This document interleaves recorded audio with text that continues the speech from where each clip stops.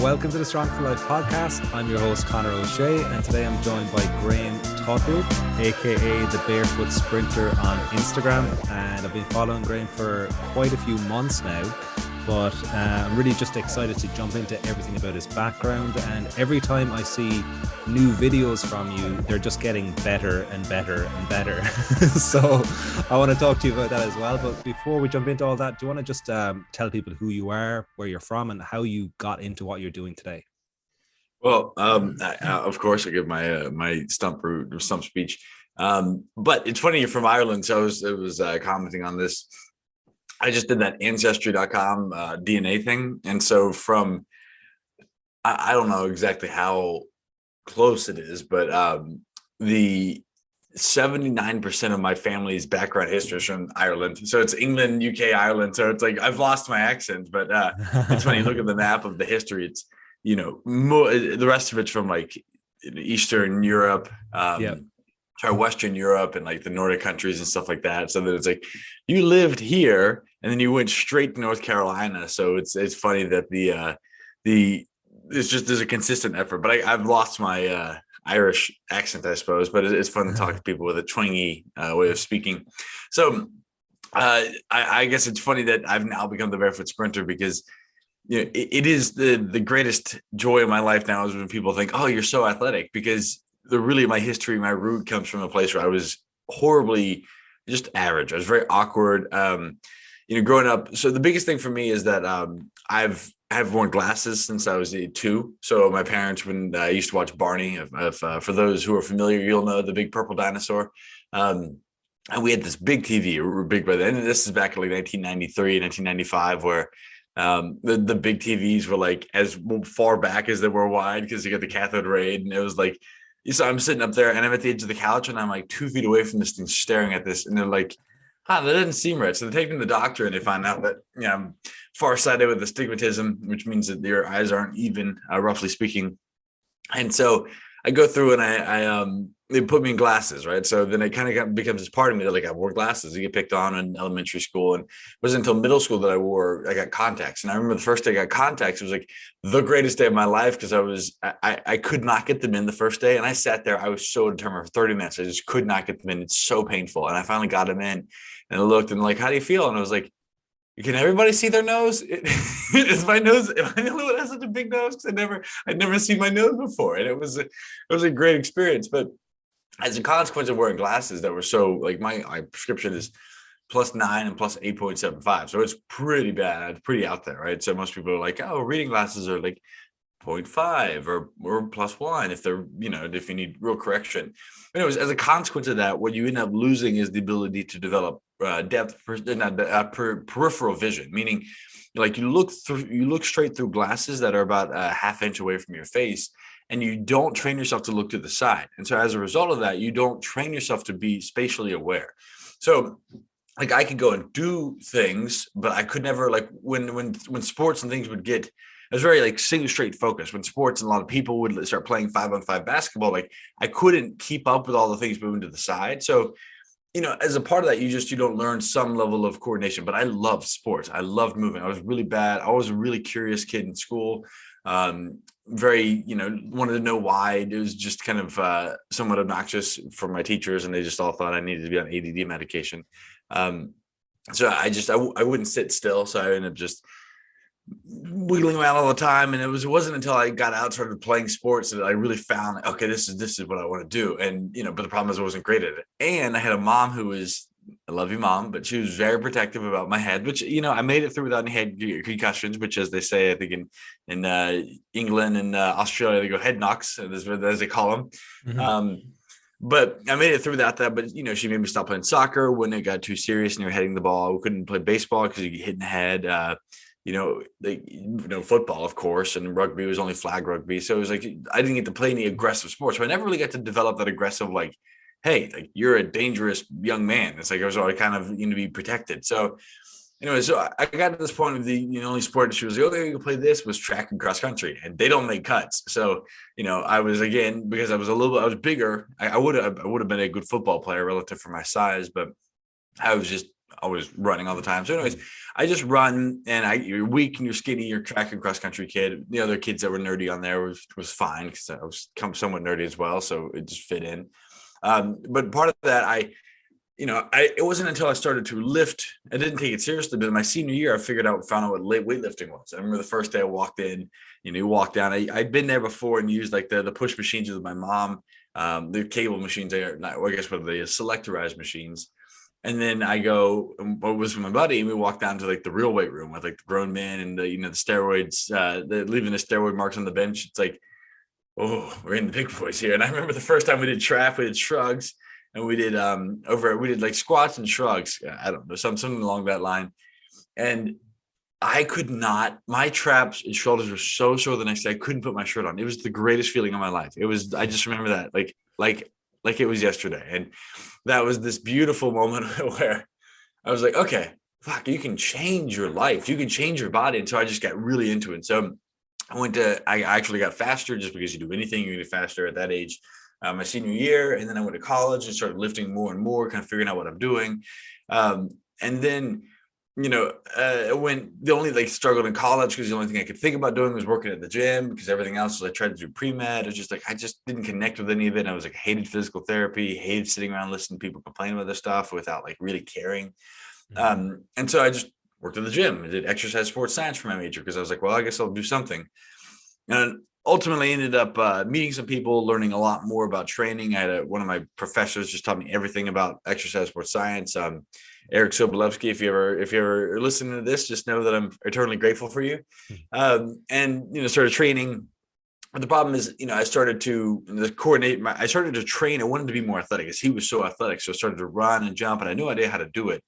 And so that was where all the meathead training, the bodybuilding, eating chicken, broccoli, and rice and drinking protein shakes and all that stuff. It just kind of caught up to me because I wasn't actually training the way my body was meant to move. Because I was trying to be athletic. I was trying to be athletic, but my body had no idea how to do that stuff, because there's a big difference between, let's say, being able to do a squat, a bench, a deadlift, or a lunge, the typical bodybuilding stuff, and then the multivariant high intensity loading your body requires for you as an athlete. And so when I started to sprint and jump and they had that really big demand, I was started to have problems. So I sprained an ankle. I rode crew, so rowing, men's crew in college.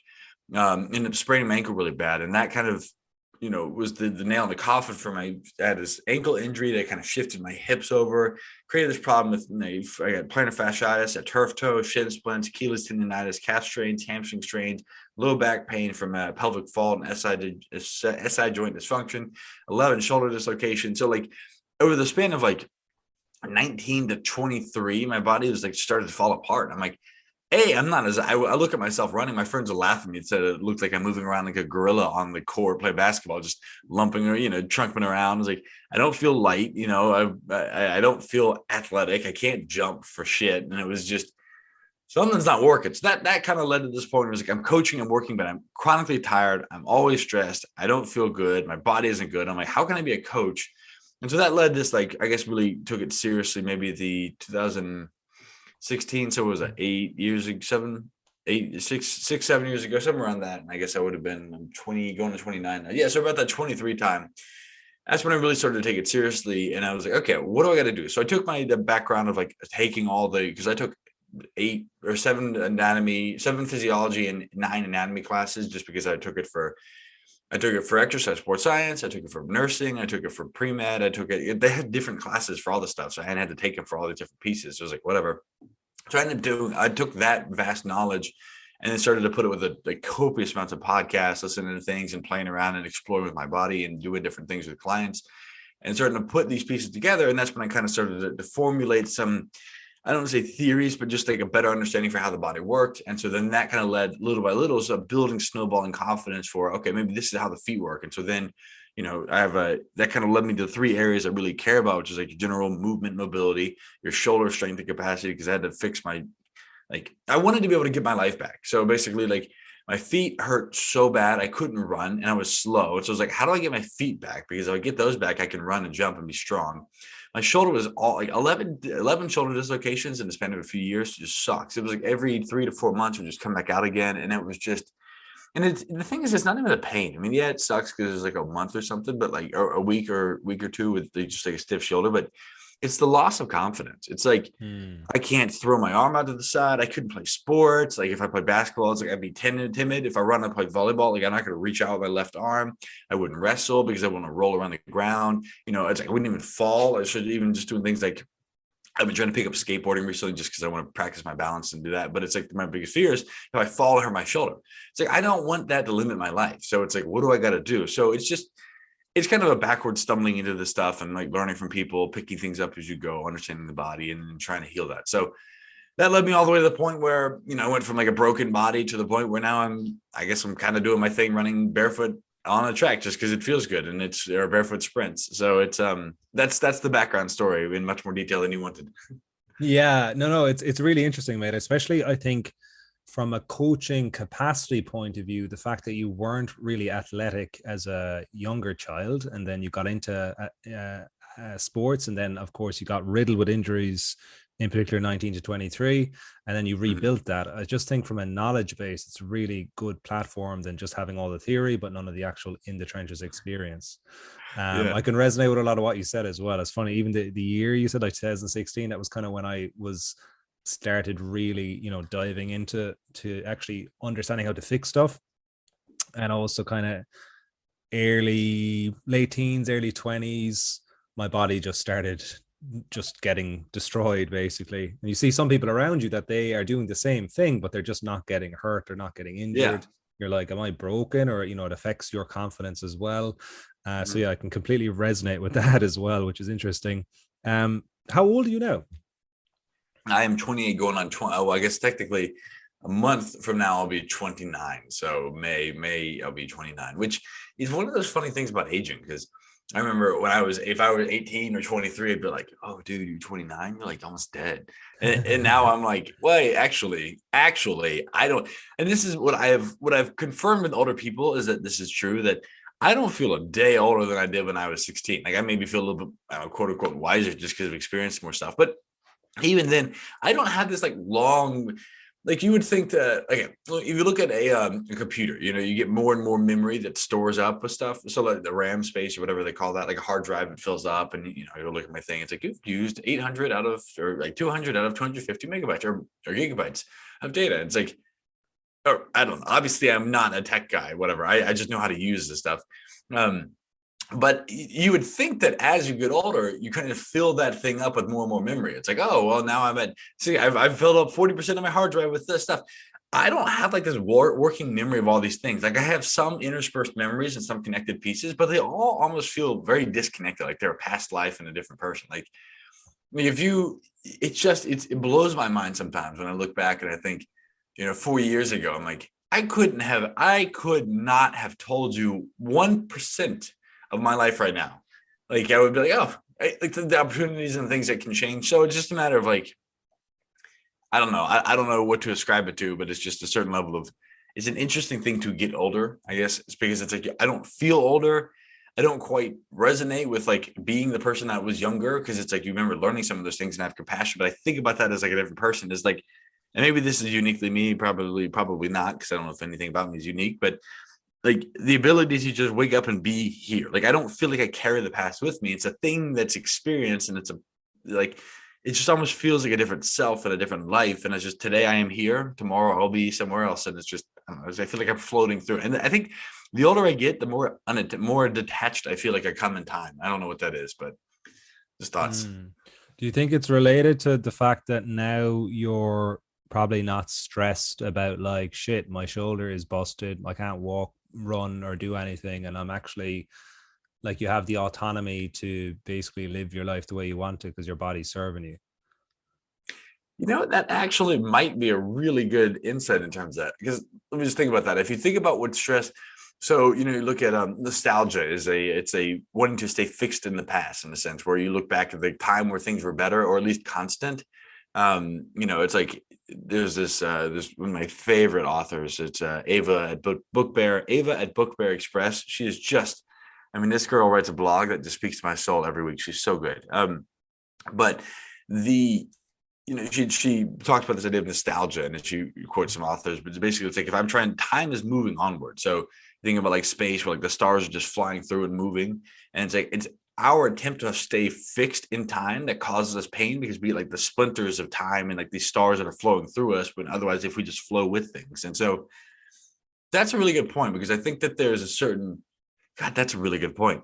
Because I think about that. The things that would have kept me held back in the past would have been resentment. I mean, I spent a long time thinking, if I just hadn't sprained my ankle, or if I just never like caught that. I remember I was playing flag football the first time and dislocated my shoulder. I threw the ball up, and I just still remember where I was. Like to this day, like I could walk. I still live a few miles away from campus, so like I could walk out and show like right here. And I just remember looking at the ball, catching the ball, and then rolling and just pop, and it's out, and just kind of that, like, there was a very surreal moment, because it was like the first, I guess, second. It was like, I don't know. That's one of those things where like, all right, your life's gonna be different after this, but I didn't realize it at the time.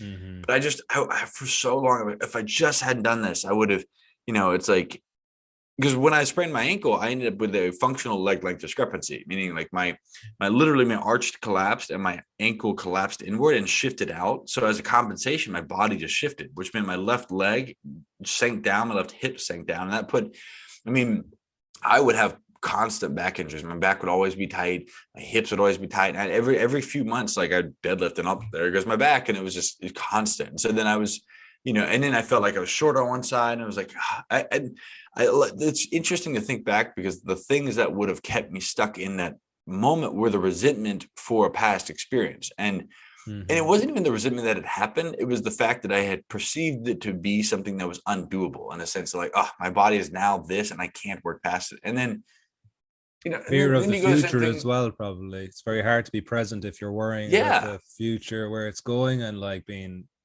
looking back in the past in dismay as well. Mm-hmm. And the same thing with your relationships too. Is like, you just, you're trying to fix everything. You're trying to fix everything because you think if you could go back and do it again, it would be better. But like, you have to let go. This is what I think a lot about, this idea of love, trust, and faith, right? So I think love, the closest thing we could describe for love, and there's obviously a lot of stuff we could go, but like love is this ability to see things clearly, right? So like I perceive you, I see you for who you are. I see the world for what it is. It's just simply to drop my perceptions of what is and to see. So when I look at you, I don't see you as I don't know, I had the ability to see you fresh today. And that's one thing I think, the more you can love people, the more you can see them fresh, even if you've known them for 30, 40, 50 years. And so that is something to aspire to work towards. But the ability to love is like to understand. Maybe that may be another way of saying it. And so to love yourself is partly to see yourself clearly and to understand that you are in some capacity, the product of your past. And so you look at, I've got this past experience, to see that, to understand, to love it, to accept it, and not to resent it, to hold judgment, to try and recover it in nostalgia. And so, as people get like the depression and nostalgia, so that's like to love it. So when you love something, you can see it clearly, and then you can act accordingly. Meaning, so think about it, like if I go to, let's say, how important your visual, your perceptive fields are. Let's say if I go to, I think about trust. So trust is something that we start with, like our physical surrounding, right? So like, I trust that this table is here. I trust that the computer is there, and I trust that my eyes are telling me that this computer is so far away from my face, or I trust that, when I go and pick up that dumbbell, it's going to weigh that much. And so we start, like kids, you develop trust in your body, and you trust in your ability to orient in the circumstances. And so things that disorient that fundamental capacity to develop trust, which is injuries, which is why it's so destabilizing. Or look at like neuromuscular injuries, like you look at concussions or things that affect the brain. It's like anything that affects your ability to perceive and orient yourself correctly in your environment affects your ability to trust. And if you can't trust yourself at a very visceral physical level, you can develop trust with other things, right? You can develop dependence. I need this thing to be there, but then I have to have you there because that's part of my instinct, right? So that's why it's so terrifying to think about losing or getting injured, like let's say, getting paralyzed or something like that, because like your entire system for trust is. But that's the dangerous part, right? Because then you think about it, people develop only trust in their body, and then they get relied. So they, it's like, you would like to think potentially a long-term goal is to develop trust in yourself, that being that is not just your body, that like the being that is the essence of you, so to speak. Mm-hmm. But specifically, when you trust yourself, in order to trust yourself, you have to understand yourself, so to speak. And so, on a very visceral level, I can understand that the injuries in the past have affected my body. So, in order to understand and see that, I have to see them for what they are, which is not damning events that have forever, handicapped me. It's just these are lessons I can learn from. And so, once you perceive it in that frame, you can then go and learn those lessons. And as you learn your lessons, you can then develop that trust again. And when you develop the trust, you have a physical trust. That's the first level. Then you can start to trust and understand your body, your brain, and your identity, your being inside of that. And that allows you to start to develop trust with other people. So the relationships you have, significant others, whatever those are, you develop this, like the people in your life, you can develop a rock solid trust with these people that are, orienting themselves around you, right? And then that gives you a network where your consciousness then expands to, yes, of course, like I am me and you are you, but as I get to know you more, I get to richness and experience of that expands. So I get to understand and see you, and I get to develop a bigger experience. So people that are very isolated and alone, right? What they're missing is a social connection. What does a social connection do? Well, it's not just a buddy to talk about sports with. It's another eyes and another set of perceptive fields to experience the world through, right? So as I trust myself, I can trust others. As I trust others, I grow in my capacity to understand and see the world. So that allows you to then, that trust in yourself now allows you to have faith. And faith is, let's say, belief in a positive. It could be positive or negative. I don't know if it has to be I don't know if it has to be either side of that, but it's a belief in a future that you have some level of influence or control in, right? And if I don't have trust, it's future trust. Faith is future trust. So if I trust myself now, and the stronger I have, and I trust my capacities, and I trust my abilities and the relationships, I can trust that in the future, and that's faith, meaning that I'm having faith. I have future belief in the trust that will be there. So it's trust in yourself in the future. And that's the difference between hope. And we can go down the line of like, well, hope is belief in things you don't have control of, which is generally not a good idea. People say this, I hope this works out, means they absolutely have no trust in themselves. I hope or you look current events. Like, I hope this country pulls out of that country so we don't have World War III. Something you get. That's belief in it. It only leads to resentment. It might work, and it's kind of like gambling, but it only leads to resentment. So I think hope hope is not a strategy, so to speak. But anyways, like all that boiled down to the point of my perception of the past events and how my inability to trust myself based off my perception of the past as a fixed thing that has damaged or named me or labeled me, so to speak, kept me from actually seeing it for what it was, embracing what is, and then changing my belief about my body. I have a bad shoulder. I have bad feet. I have bad eyesight. Those three things in many ways I'm not flexible.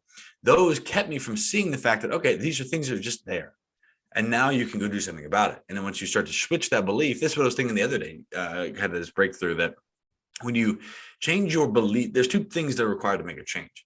There's your belief about something, about what is possible. And then there's the manifesting actions to do that. So for example, my glasses, I spend time in the morning walking around without my glasses, right? And not right, as though you would know, but the point is, like, I've got thick glasses. And so I realized, okay, well, actually there's muscles in and around your eyes that control your focal length and your ability to see. And I remember this is going to sound very small, but it was like a Helen Keller in the water moment for me.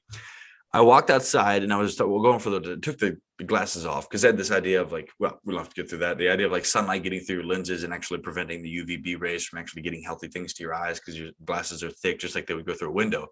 But I took them off and I covered one eye and I looked. It was the first time I looked, and the whole world came into clarity. And I was just blown away. I'm like, I can see. And it's to someone who doesn't who's not has been as blind or like doesn't have struggles, that is like, yeah, of course you use your eyes. But I realized it wasn't enough to just open my eyes. I have to actually look. It's not enough to view, you have to see. And there's so many parables and analogies to that, like more religious texts and stuff like to open the eyes, like open your eyes and see. Like they are two different things. I had to understand that there was a fundamental shift of even being curious enough to ask the question of like, I wonder if. And that's like the other thing I've been thinking about is like, there's this what if. It's such a powerful question because I think the two most powerful human, let's say, emotions are gratitude and curiosity. Gratitude is Mm. always available to people. It's something we can channel, and you can be grateful for anything, right? Grateful that I woke up today. It could be as simple as that. But the gratitude shakes you out of this negative, contracted state and allows you to see the world clearly. When you see the world clearly, you can question, you go, what if? And then you can start to say, these beliefs I have, what if, are these beliefs mine, or are they something that I inherited from other people, right? And beliefs are statements of belief that are based off of assumptions for things we just couldn't know, right? There are very few statements of truth we can make about life, but they're mostly beliefs that we orient ourselves around, which is totally fine. But I had a belief that, and this is mirrored in my language, I have bad eyes, I have bad eyesight, I have horrible eyes. And so like, I just labeled them like they're just bad. It is what it is. It's fixed. And so that shift in the belief said, oh, wait, hold on. Maybe they're just weak. And then once I had that shift of belief just for a little bit, it's like, if they're weak, that means they could be on a spectrum of conditional reality, meaning I can adjust this based off my actions. And from that, I was able to realize, oh, there are actions I can do to change this, right? So that's when it's not just enough to shift the belief, you have to actually do. That's the work of manifesting. To make manifest is to bring into reality. And that is that it's got a woo-woo connotation in a sense, but that's actually completely missed. It's like to manifest. Like if I want to go build a plane, I manifest that, right? I put it into reality, I go and do. So those two pieces, it's like my inability to see that shifted my beliefs about my past, which prevented me from even asking the what if question in the first place. So when I once asked the what if question, I set this belief aside just for a moment, and then I was able to do some things. And then those things created a positive feedback loop, because there's certain ways your body works. And the underlying belief about my body now is that it is strong and capable and will respond to whatever I put it through. And so that those created a positive change, which then allowed me to say, oh, really turn and push the belief a little bit over, a little bit more. And then I do a little bit more. And it's a snowballing back and forth process. And so to finish the long rant, that's what I've realized when it comes to Ready to Run, which is like my love child and my baby out there. It's a 20-day process to fix your feet, ankles, and lower legs. That process is not about the exercises. It's not about just like talking about your feet and change it. You have to have both. And what it is for most people is they walk in thinking, and it's so sad, because people go to the doctors, they'll go to their physical therapists or chiropractors, and they're just people. Like, and I'm not saying people, like these medical professionals are just people. And let's say they're having an off day, or let's just say this is the lens they look at things through, or let's say they're a little bit nihilistic, whatever. Said, oh, you got bad feet, you probably need orthotics. And all of a sudden, this person walks out being damned to think that they've inherited a belief that I've got bad feet. Doctor said it's genetics, it just is. And again, there are times it is tough, because there are times where people, do have a genetic predisposition for something, but that's not a life sentence. And when we don't really, really encourage people that your body is an amazing thing that can change and be capable, it's like that they get caught in this space where like, oh, I'm sorry, just is. You get the wrong lottery. Sucks to suck. And then they walk out and they go up and they walk in. The first time they may actually question that is for something isn't working in their life. That's where you can talk about feedback your body's giving you and what that looks like. But, something isn't working. Their feet hurt. They're slow. Their arch is generally is pain. And it's a pain prevents them, or what it prevents them from doing. Right. So they walk in, they're like, this guy's been doing this thing, and maybe something about either my story or just like all the success, the reviews and success stories people are changing. Like, it makes it easier for people to believe now. But they're able to take that belief that I've got bad feet, and they shift it to the side just for a moment. And then you get in what really is required for change, which is a coach, or like, let's say a dedicated coach. It doesn't have to be a coach, but just someone with a plan, right? So something that gets you in the direction. So something to inspire or lead you. In many ways, that could be a coach, a plan or a program, which is like a set path that you want to walk along, and in a supportive psychosocial environment, meaning people to do it with, people to encourage you and walk with you and share that belief. So when you get those three things, it's like you pull those together. And you can do it with less. It just gets harder. Like, I took forever because I didn't have a coach. I didn't have a plan, and I didn't have the environment, which is why it took me years to kind of undo and fix this stuff and come, because a lot of mushroom trips, a lot of meditation, a lot of thought, a lot of journaling, a lot of coaching. It's like that allows me to kind of shift and do this stuff. And that's the hard part. But now the best thing I could ever do for people is to take that knowledge, and share it freely with them. Is like, hey, here, you do this. And like, that's part of the process of it. But ultimately, all Ready to Run is getting people to hold that belief and just set it. I'm like, you can come back to it. It's right there. That belief is right there. You can always put those orthotics right back on. And then let's just try this. And then you get a few days in, like, oh fuck, I didn't die. It's amazing. I took my orthotics off and my feet didn't hurt, and it's amazing. And it's just such an amazing thing to do. So I could answer anything give me any short question. I'll give you a long answer. Yeah, mate. No, that was awesome. Lots of things you touched on there that I want to go into. So first of all, the kind of 3 steps you said: love, trust, faith. Is that correct? That's again, almost all of these, actually, probably everything I say is a statement of belief I have about things that are from my lived experiences and assumptions. But that's a framework I've been thinking about and playing. I get these ideas and I go and I talk to people and play them out and verbally process. But yeah, so the idea of like love, trust, and faith. I mean, what are these things? How are they different? How do they orient? How do they play out in our life? Yeah. Yeah, no, it's really good. Like just seeing things clearly. So that's the kind of love component. Mhm. Then trusting is like believing that you can actually change or do it, or like, well, just using the your injury, we'll say, as a framework for now, so you can actually heal. And then faith is that you are going to show up and do it on a daily basis. Is it, or what's the difference between trust I and would faith? flip that. I'd say you nailed love. Love is the ability to see things clearly. And think about when you don't love something, you see it through your lens and your perception. When you trust, I think, is your ability to calibrate correctly. Meaning, and I think so I always think, right, these concepts are intangible and out there. How does this apply to someone in their daily life right now? So like you trust that the chair you're sitting in, if you're sitting in a chair, will hold you, right? And so that's it's made on a calculation that you have when you were a little kid, where you like little babies touch the chair, and you just look at little babies. They're like, oh my God, I've never had baby fever as bad, but like there's this one of my close friends brought in their baby, and I'm like, this thing is like 6 months old. Oh, it's so cute. But like this little baby, I'm looking at it, it's just her eyes are wide open. It's like, you're a person, and it reaches out, like touches your nose, and it just like grabs your eye, and it's like, or your eyebrow. No, my eye didn't touch my eye, but like your little feet are so cute. But it's just like, you look at this, it's like, this thing is just, it is just this like curious. Every baby is curious, and everyone has this like, we want to do it. So the brain that operates on heuristics, which is trying to create frameworks, which is like, how can I make a decision quick? And that works. But it also traps you. You can have freedom or you can have control. The brain wants to go towards control. So that's our unique ability as humans, as free will, is to create conscious efforts towards discomfort and to break. Discomfort is letting go of control. I mean, you could look that simple. It's like, it's uncomfortable for me to any number of things, right? So like, let's say if I could go work out, my body has a control, which is, this is what we feel safe doing. But the discomfort of stepping out of that is discomfort. I'm now going beyond that, which is I'm now using energy past what I could. So if I want to run, I go for a walk. Yeah, sure, I could do that.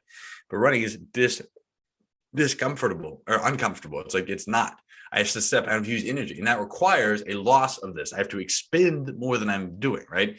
So that's a big part of that. So that trust is about saying, like, trust is about orienting yourself correctly into the environment. And that starts at a very physical level. Like the chair, like you go back to the chair you're sitting on, is a calculus based off, will this hold me? Can I see it? Can I feel it? Can I test it? And as a while, we get through, you get better at trusting yourself. But it's also, if we're not careful as adults, we get worse at we get worse at letting go of that control, right? And you start to see, like, you see old people, as seen on TV ads, it's like, here's your handle to hold on. It's like, what are they selling when they sell you the handle to hold on when you get in and out of the tub? It's more trust. It's like, it's more control. It's like, I need to control my environment more and more because I don't trust my body. So if you think about the words we say and how we describe these situations, when we use that word, it gives us the opportunity to say, all right, trust is basically calibrating my body relative to my environment. So that's where it starts. So that's where I say is like, okay, in order to calibrate, you have to understand these things. So this is where, like, faith is that future trust, which is I have faith that I will be able to trust and calibrate in the future, right? Whatever this thing is. Obviously you don't want to live in the future, you don't want to live in the past, but you do, understand those two things. That's our human capacity, because you could be this perfect, human. I just exist. I float. I am not attached. I am here. Food will come. The things will take care of themselves. Or you can realize that one of our unique skills and gifts about the humans say, oh yeah, it snowed last winter, so we should probably prepare for that this winter. Like that's part of our existence, right? So, that's what it is, just to say, how can I orient? Because we can take care of these basic level worries, and then we can start to think about bigger problems. And that's I think part of what makes humans meant for more than just existence. But that's my belief. I have no idea to prove it. So that's all I say was trust is orienting correctly. And you start on a very physical level, but that's part of the, your ability to trust, expand that consciousness is like you can start very centrally to your body, and then you can expand that trust to intangible things like relationships with people, your relationship to the energetic capacity of the subconscious reality of the world around you. Like those are things you expand that trust. And that's when you start to trust the universe, so to speak. Because you start to just have a different relationship with that. But some of these go beyond logic, so to speak. And so that's the faith part, which is like the faith is trust in things you can't see potentially. Maybe that's even a better analogy instead of just the future, because you can't see the future. Yeah, that makes way more sense now. So yeah, faith is just you can't see the healed shoulder or the healed feet, but you have the faith that it's going to happen if you follow the process, follow the plan. Also, just what you were saying there, I think was really good as well. Like I find interesting, like the nature versus nurture, genetics, epigenetics. Like if you live the exact same lifestyle as your parents, yeah, you'll probably end up the same as them. But if you completely change your behaviors, you'll probably have a significantly different outcome. And unfortunately, that's not always told to people in we'll say medical settings, or even in like being, my dad had a bad back, there's heart disease in our family, mental health, whatever. But surely if you change your lifestyle habits dramatically to the opposite of what those people had, there would be a much more positive outcome as well. And let's double click on that too, because I think there's a real tangible takeaway. So for my example, my parents have not aged well. I love them both. They're phenomenal people. They have been in many ways shaping the person I am, and good and bad and everything in between. But remember, parents are just people too. They're if you think you know nothing about life and you're figuring it all out, guess what? Your parents don't either, and they just did the best they can. So if they didn't murder you, get you in jail, or give you some horrible disease, then be grateful, right?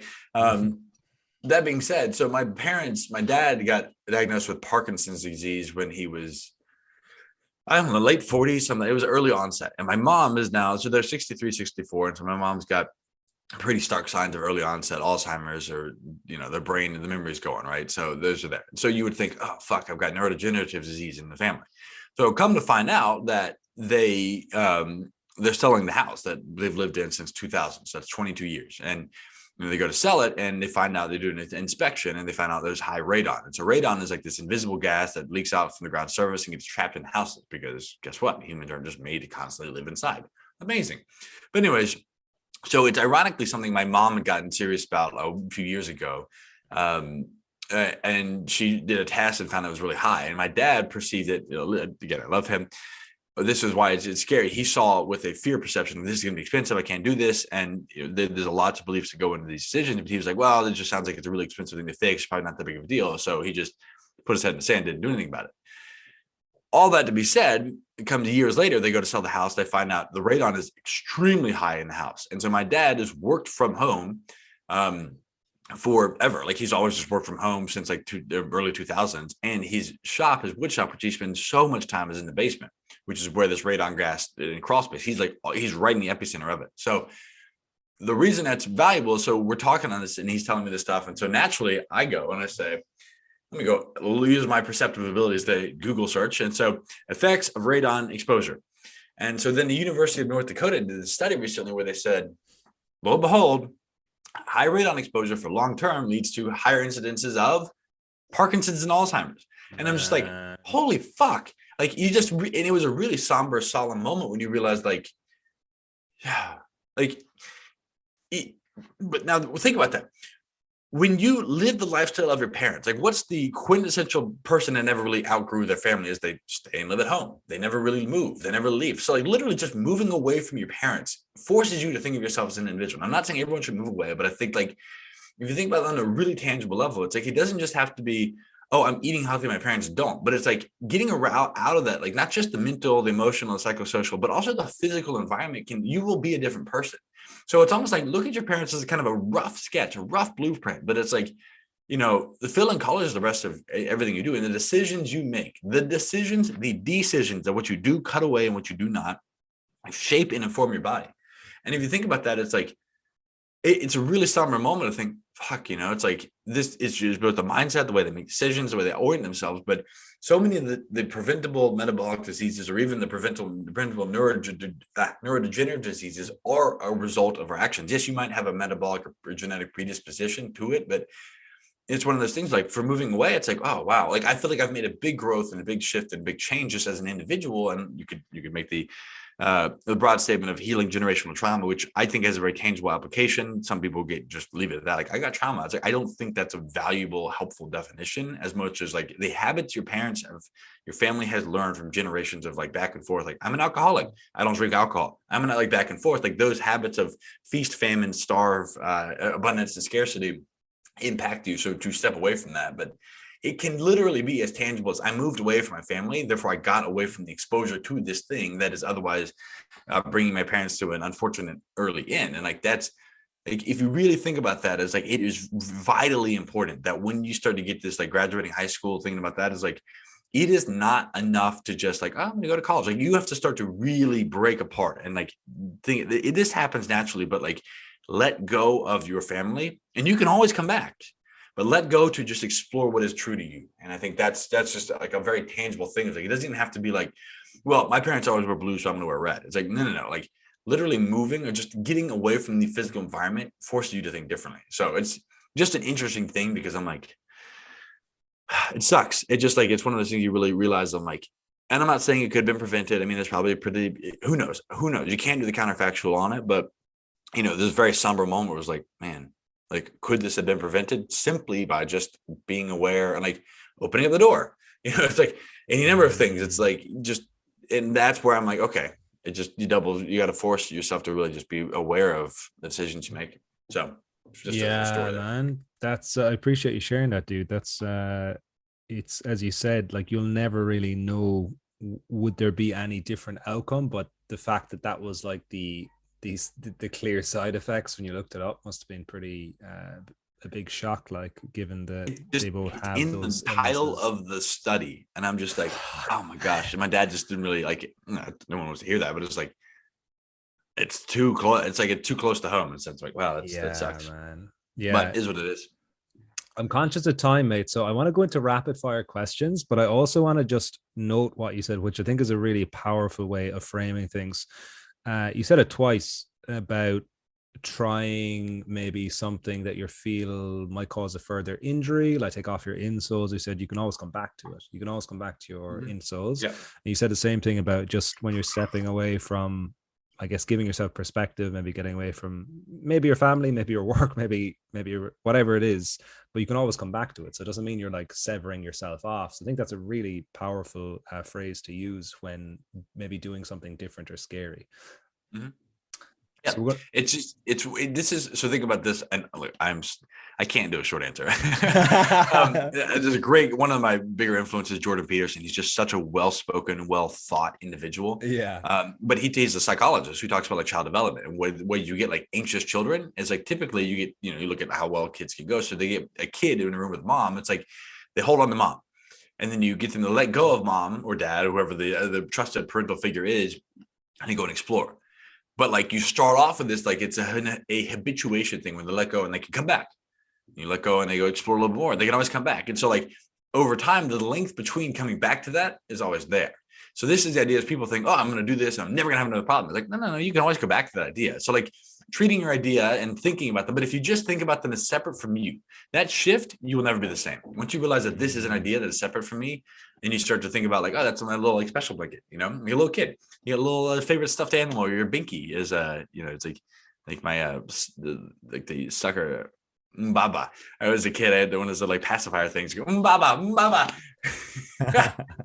Yeah, so like, I do really think that's valuable, as you think of these beliefs and ideas you have as just crutches that get you through life. And that's okay, because we all have them, and it's just how we orient it. Even the best of us, like, let's say there's people that get enlightenment, and part of enlightenment is letting go of those and just existing, and whatever. I don't know what that part looks like, because I haven't figured it out yet. But the point is, like, once you start to see it as separate from you, then you can start to go into a point of like, okay, I can always come back to this and it's okay. But it's like, what if? And that what if is a very dangerous question. Yeah, no, I really like that, mate. Really, really nice way of putting things without, I guess, making decisions that are not clear and knowing that you are not breaking away completely forever. So that's really, really powerful. I'm going to jump into rapid fire, but I'm going to ask you one question because I think you're going to want to spend time on it. So if you could put a message on a billboard where millions, if not billions of people will come and see it every day, what would you put down and why? Yeah, this is the old Tim Ferriss question. I love this one because I always think about this. It's probably indicative of where you are. You were forcing me to think about like how would I summarize this stuff into a very specific statement. And so I would probably have to say something along the lines of your body is meant for more, or like you are meant for more. And I think it just because like you can't, if you make it like you can make a definitive declarative statement, but if it doesn't open up that introspection and wonder that they experience about the world around them, then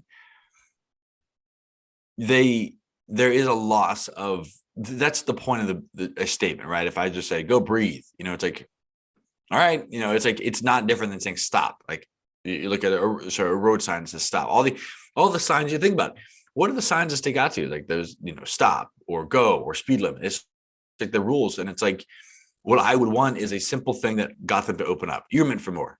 Like, what am I supposed to do with that? You either reject it, which is no, I'm not meant for more, and you think, well, do I like that? Like that's always my argument when it comes to the feet stuff. Is like I want to make my argument, so to speak, my belief, my message so simple that to argue against it, I say, hey, your feet are strong and capable. They will get stronger in response to training. You say, no, they won't. Like, okay, like just sit with what you just said for a second.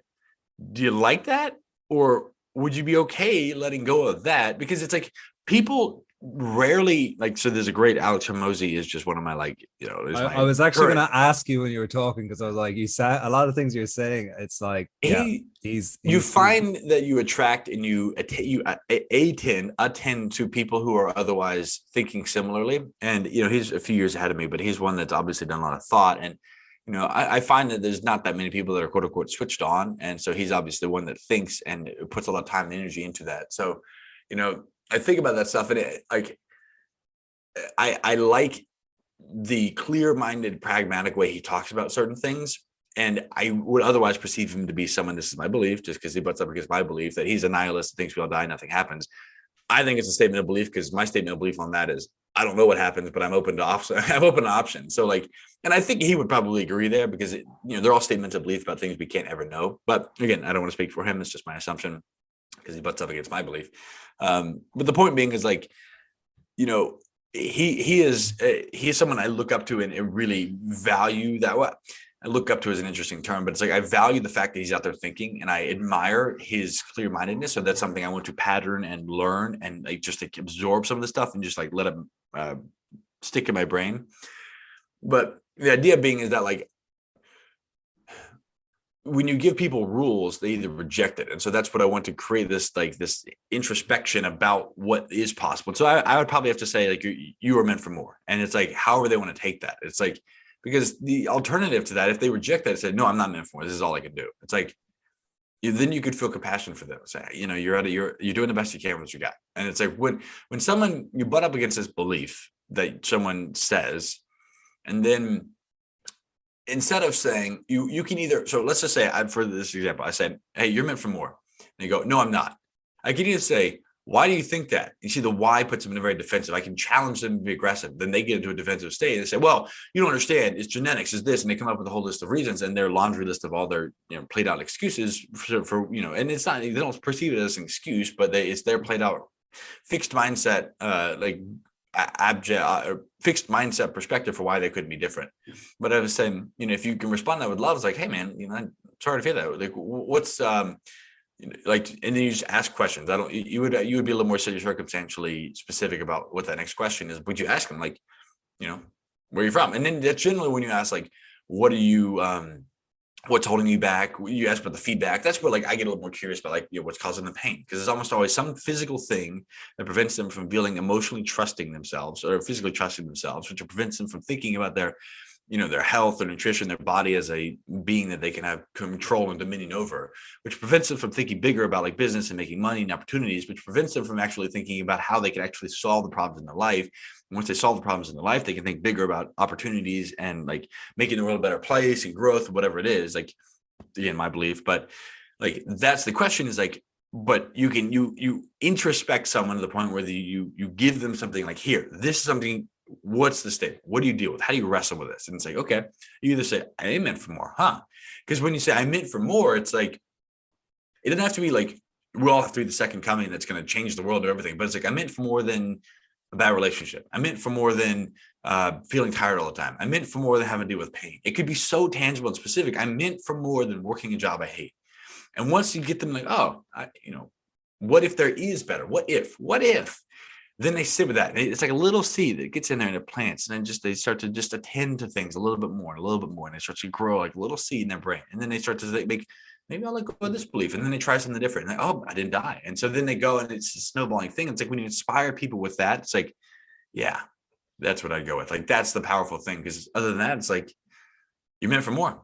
And it's like, they either get defended and small-minded, in which case, like, that's why it's not like I'm going to proselytize and change people's life with just that thing. But for people who are already attending to that direction, yeah, that's beautiful. You can go and build on that direction. But for people who aren't, then it's like, that's when you can have a conversation and just have compassion. And when people are responding with compassion, be curious. That's when I can be grateful. I can extend curiosity to you. And for the first time, if you listen to someone, just listen and just hear what they're saying, listen to the words, and just double click on a few words and say, hey, what's going on there? You said you got bad shoulders. Tell me about that. And then they tell you. And for most people have never been listened to. They talked a lot, but they've never actually been listened to. And so like, to listen to someone is just once. All it takes sometimes is to listen once. And it's just a very powerful thing that they'll walk through into the healing themselves. And then as they start to let go of those ideas and identities, it's like, wow. And then they start thinking, and you come back to the next thing, and they grow. And it's just like, oh, this is cool. Like, a farmer plants a seed, throws some water on there, but it rains and does the rest of it. It's like the thing just grows. So it's like, just plant the seed. That's all you got to do. So nice, mate. Very good answer, my man. And we're going to have to do a round two, man, because we didn't get halfway through anything. And I want to pick your brain on way more things. But I really appreciate you spending time with me this morning. And where will I send people to? Would you like Instagram is where you're most active? Yeah. So I would say this, I have a podcast, but I'm going to take it a lot more seriously in the next month or so. You got a buddy who's going to help with that.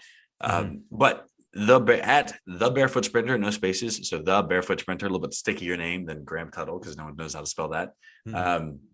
So that's on TikTok and Instagram. I would say I'm most active on Instagram, from just posting stories and messaging the DMs. But so I've got a YouTube. It's under Graham Tuttle as well. But like, if you go to Instagram, you'll be able to get directed. So, big action steps I would want for you to take from this would, if your feet, ankles, lower legs, your knees are hurting, my Ready to Run process, I've got over 600 people sign up for the first 5 classes. And it is just, I've got dozens and dozens of success stories, probably over 100 at this point. And those are the people who like, let me know about it. I'm kind of, those are like the real ones, not just like the, like, I enjoyed it. I was like, no. Like, I had a significant change. And so that's one that like is working. You can fix that. Then it's like, we can think bigger. So that's one where I have a membership where it's just ask questions like this, be in a supportive community, get training, get nutrition stuff, like, just think bigger. That's the bigger thing. So, yeah, love to have you. Man. Love to meet you. So hopefully get some value. Awesome, man. I'll make sure and put all that in the show notes. Okay. Yeah. Fantastic.